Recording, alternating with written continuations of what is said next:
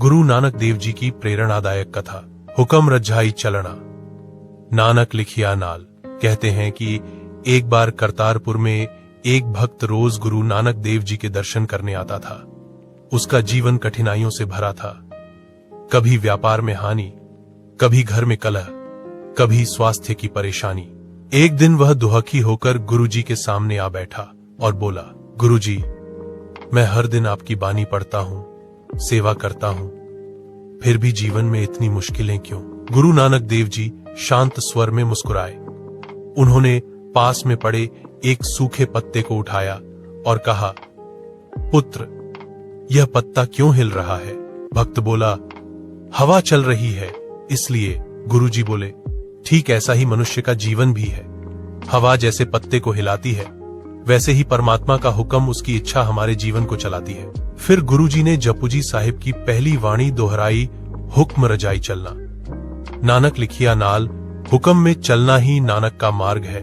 जो लिखा है वही संसार में घटता है।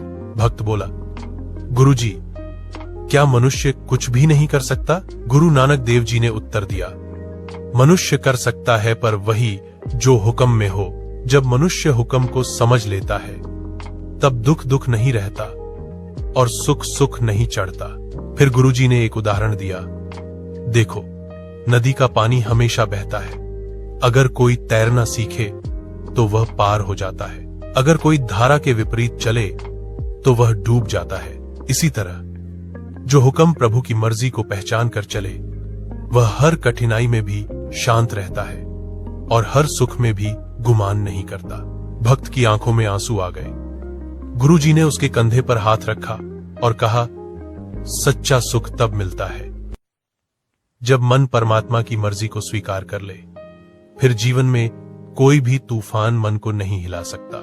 उस दिन से वह भक्त पहले जैसा नहीं रहा। वह परिस्थितियों को विरोध नहीं करता, बल्कि उन्हें प्रभु की इच्छा मानकर स्वीकार करता। धीरे धीरे उसका जीवन भी बदलने लगा। मन शांत हुआ, घर में प्रेम आया और व्यापार भी सुधरने लगा। क्योंकि जहां हुक्म की समझ आ जाए वहीं जीवन सफल हो जाता है। इस कथा का संदेश, मनुष्य दुख इसीलिए नहीं पाता कि उसे दुख मिला, बल्कि इसीलिए कि वह उसे स्वीकार नहीं करता।